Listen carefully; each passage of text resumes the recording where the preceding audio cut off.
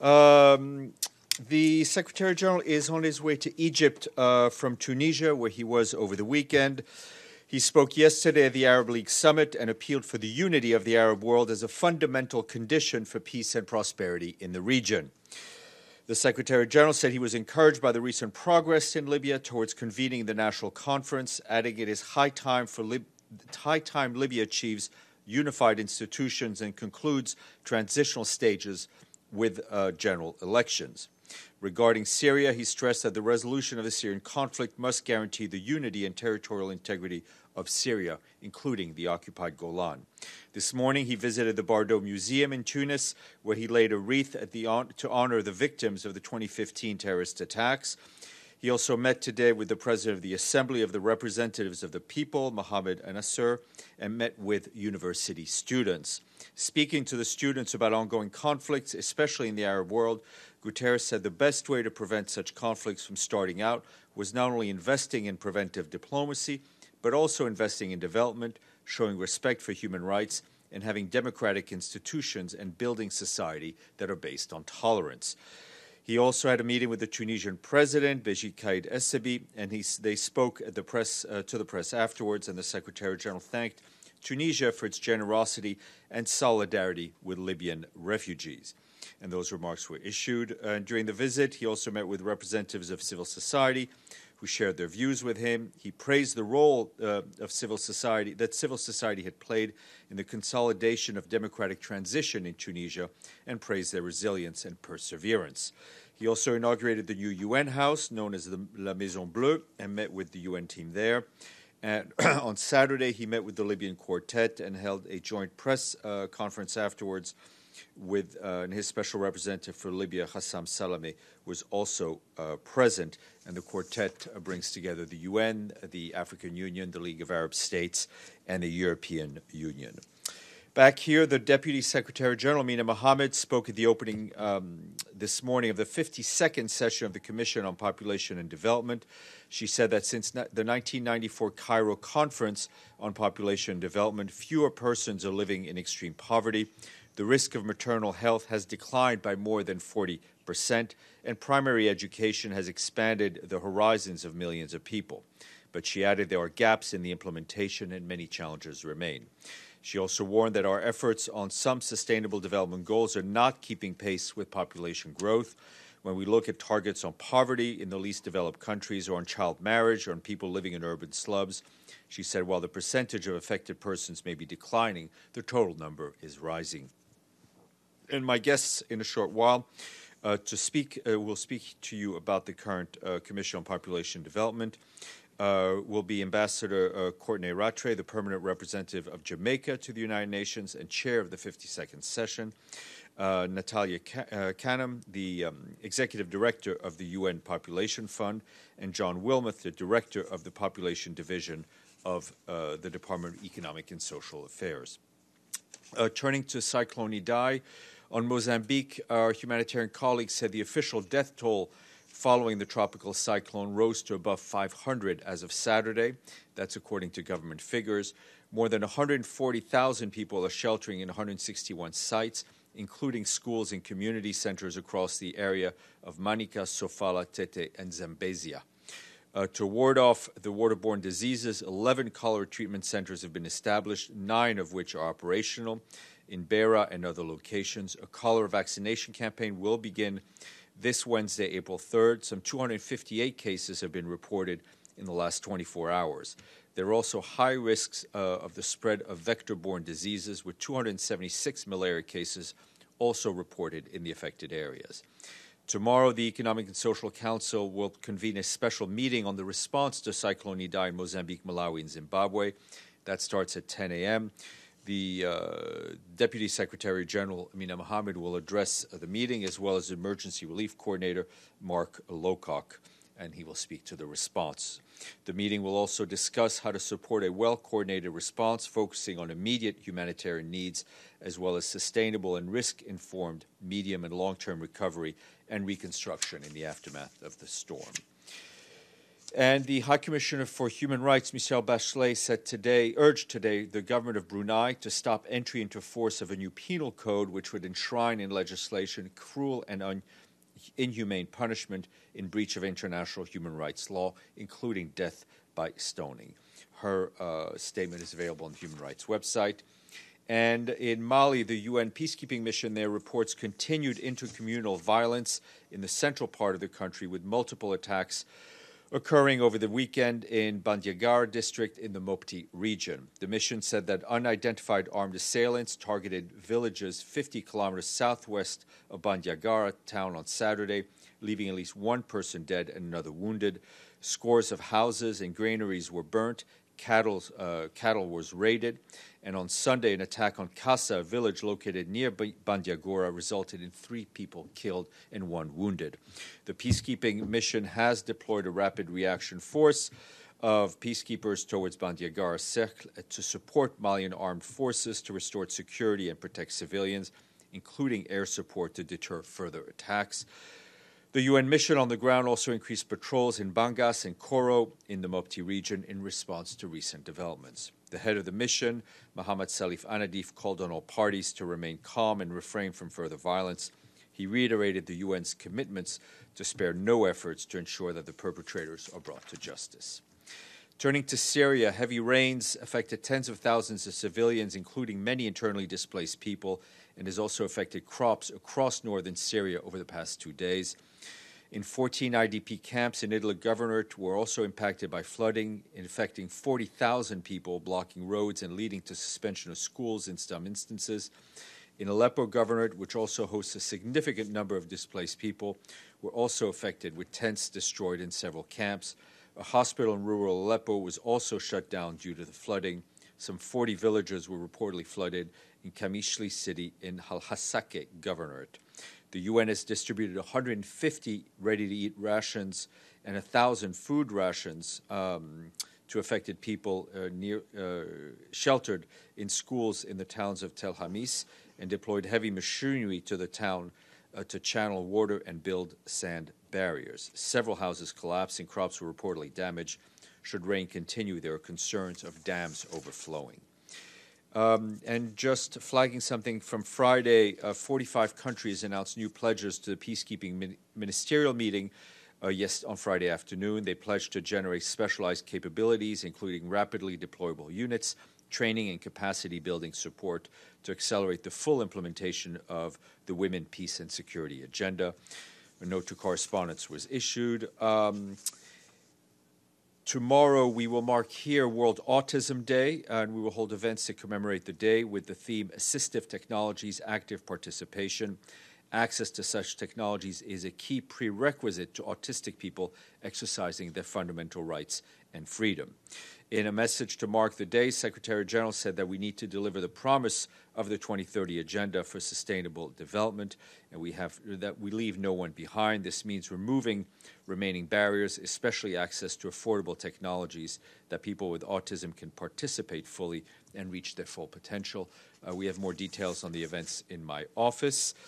At 2:30 p.m., there will be a joint press encounter with Heiko Maas, the Minister of Foreign Affairs of Germany, and Jean-Yves Le Drian, the Minister of Europe and Foreign Affairs of France, at the Security Council stakeout. And as you know, the second half of the joint presidencies of Germany and France started today, with Germany being in the chair. Today, we say thank you to Gabon and Kazakhstan for their contributions and joining the honor roll, which brings us up to, oh, you're all pathetic, 80. Oh, 79, sorry, I'm pathetic. 80. Yeah. Steph, a question following up on something that was raised on Friday, I believe. Did the Secretary General discuss the arrest of member of the UN panel of experts for Libya, Monsef Kartas, when he was in Tunisia? And if so, has Mr. Kartas been released? I have nothing to share with you of the discussions that may have taken place, and as far as I am aware, he has not been released. Yes, sir. Thank you, Steph. On Saturday, Pope Francis and King Mohammed VI of Morocco issued a call for Jerusalem to preserve it as a shared heritage for human mankind and as a symbol of coexistence. This call, I believe, was transmitted to the Secretary General. Does the Secretary General have any comment? Yes, we've received the official communication, and this goes along the lines of what the Secretary General has been saying for quite a long time, that Jerusalem has a sacred character for Jews, for Christians, and Muslims, and that it needs to be preserved. Yep. On the same topic, I mean, on the Pope's visit to Morocco, I mean, how symbolic is it for this history's point of view to visit the visit to a Muslim country where he called for coexistence between religions, and also he pleaded for the migrants' rights? I think the visit by His Holiness was extremely important and extremely symbolic. Anything that can bring greater understanding and tolerance between religions is to be welcomed. And the issue of migrants and the protection of migrants and the respect of migrants' dignity is something that is very close to the Secretary General's heart. Carol. Stéphane, on Venezuela, the government has announced electricity rationing, and I wanted to also follow up on the internal report that paints quite a bleak picture of the situation in Venezuela and spells out what the humanitarian needs are. So, has anything happened with the Secretary General in his discussions with the parties to try to advance humanitarian aid?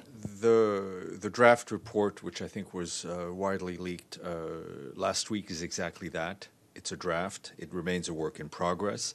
I think what is clear for us and what has always been clear is that there is a substantial humanitarian need in Venezuela.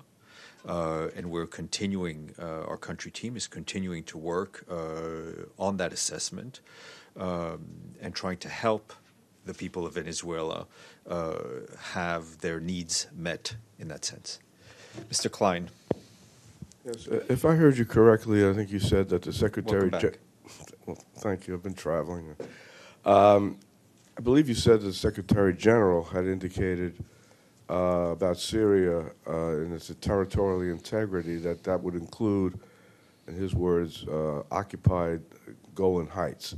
Does that mean that the Secretary General is basically siding with Syria and saying that the Golan Heights should be returned to Syria, even though before the 1967 war, Syria had used the heights, strategic position afforded by the Golan Heights to shoot and target Israeli civilian communities below and to divert water from Israel? Or try to the Secretary General's position on the Golan Heights is unchanged, and it is enshrined and reflected in relevant Security Council resolutions. Evelyn. To follow up on Carol's question, is the UN delivering any aid to Venezuela, which badly needs it? Some of the stocked aid that the Americans have supplied, or? No, I mean, we are, as we do in every country, we work with the government, and in Venezuela we work with all stakeholders. There is a program already underway in Venezuela, focusing on health and nutrition, mostly with PAHO, if I'm not mistaken, and UNICEF. Those programs are ongoing. What we are looking at in terms of the needs assessment is how to scale up those programs. Yes, sir. Thank you, Stéphane. Okay, and Venezuela as well. And officially, Venezuela is a country on a humanitarian crisis. And according to the UN estimates there will be 5.3 million refugees and immigrants at the end of the 2019, and plus almost 500,000 of Venezuelans die because of the humanitarian crisis among children, women, and men. So could these deaths could be being prevented? Because Nicolas Maduro, he was being all the time denying about this humanitarian crisis. So now it's officially a country on humanitarian crisis. I will leave the compare and contrast and the analysis to you. What we're focusing on is on the current situation in Venezuela, in trying to meet the needs of the Venezuelan people and address the substantial humanitarian needs of the Venezuelan people. Yes, sir. And then we'll go to Nabil. Sorry. Okay. Thank you, Steph. With regard to the Secretary General visit to Egypt today and tomorrow, following the Arab Summit, what's the Secretary General agenda for this visit? Does it include any mention for the imprisoned journalists that they have there without any concrete legal case, just pending investigation that can last for a couple of years, as the case with several of our colleagues there? What is his agenda exactly? The focus of the trip, I think, is twofold. One is obviously meeting with Egyptian officials, including President Sisi, the Foreign Minister Shukri, and other relevant partners. Obviously, Egypt has a critical role to play in what is going on in North Africa, notably in Libya and other parts of the Arab world. And as you know, Egypt also chairs, President Sisi chairs the African Union, and so I'm sure there will be a number of issues raised on that as well. The Secretary General's principal positions on freedom of the press, on the need for a greater civil society space, remain the same and unchanged, and he vocalizes those regularly, I think, as he did during his remarks in Tunis. And then another big part of the visit will be the visit to the Al-Azhar Mosque and to meet with the leadership there. Also going back to the answer I was giving to your colleague on the need for religious dialogue, for religious tolerance, and the need to fight bigotry and hatred. And those will be, I think, some of the key points of the Secretary General's remarks that he will deliver there. Nabil. Stéphane, I have two questions. Do you have any comment on the Turkish local elections? No. No. On Algeria, did the Secretary General discuss the situation in Algeria during his visit to Tunisia, or he only addressed it in his remarks? I think he if you go back and look at the Secretary General's remarks to the Arab League, he clearly mentioned the situation in Algeria, and I would refer you back to those. And did he use the term transition in Algeria? Because I'm reading this word transition in many media reports. I would we put out the speech, so best for you to read it with your own eyes and make your own interpretation. Okay. Thank you. Yes, sir. Yes. Hi. You said that about Venezuela, and about UNICEF. They're gonna bring some kind of programs on their humanitarian needs. So, what exact needs are we talking about here, and what kind of? We've been saying is that there already are been programs going on in Venezuela. The UN has been involved, present in Venezuela for a long time, working with the government to address a number of needs, including in the health and nutrition sphere, and our colleagues can give you more details. What is ongoing is a needs assessment to look at the exact humanitarian needs and how the UN can best move forward. Okay. Yes, sir. And then we'll go to our guest.